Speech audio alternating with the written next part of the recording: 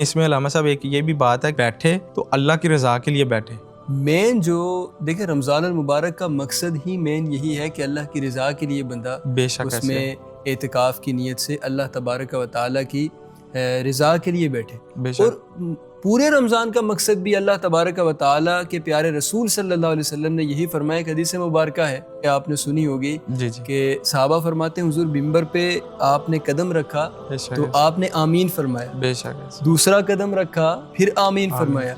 تیسرا قدم رکھا پھر آمین فرمایا۔ بے شک صحابہ فرماتے ہیں کہ ہم نے پہلے جو ہے ایسا کوئی معاملہ دیکھا نہیں تھا، ہمیں بڑا تعجب ہوا، حضور کی بارگاہ میں عرض کی یا رسول اللہ آپ نے پہلا جب قدم رکھا تو آپ نے آمین کا لفظ فرمایا، حالانکہ ہمیں کوئی دعا کرنے والا نظر نہیں آ رہا تھا۔ بالکل ہوتا یہ ہے حضور آپ دعا فرما رہے ہوتے آمین ہم کہتے ہوتے ہیں، آج آپ نے آمین کہی اور دعا کرنے والا کوئی نظر نہیں آ رہا تھا، اور وہ دعا کرنے والا بھی کتنا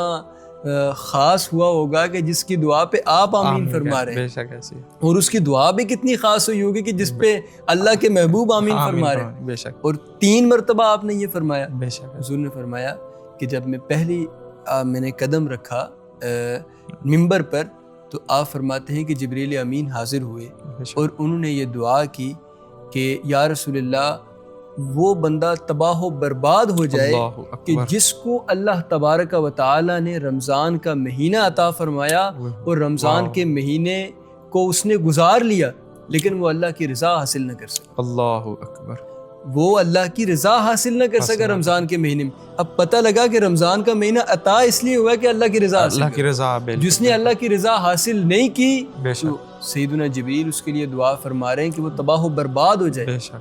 اب دعا فرما رہے ہیں نوریوں کے سردار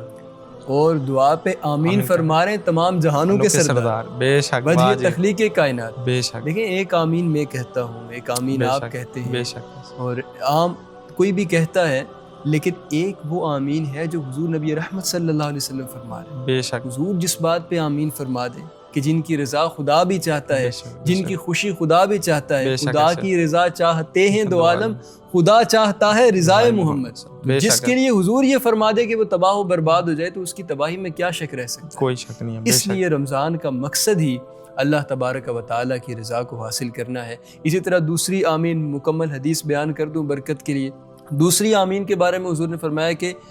دوسری جو آمین میں نے کہی وہ اس لیے کہ سیدنا جبریل نے دعا کی تھی اللہ کی بارگاہ میں، یا رسول اللہ تباہ و برباد ہو جائے وہ شخص کہ جس کے نزدیک، جس کے سامنے آپ کا ذکر کیا جائے اور وہ آپ پہ درود پاک نہ پڑے۔ اللہ اکبر، رسول کریم صلی اللہ علیہ وسلم کے ذکر کی کتنی اہمیت ہے وہ اس حدیث مبارکہ سے واضح ہوتی ہے۔ بے شک پھر فرمایا کہ تباہ و برباد ہو جائے وہ شخص کہ جس کو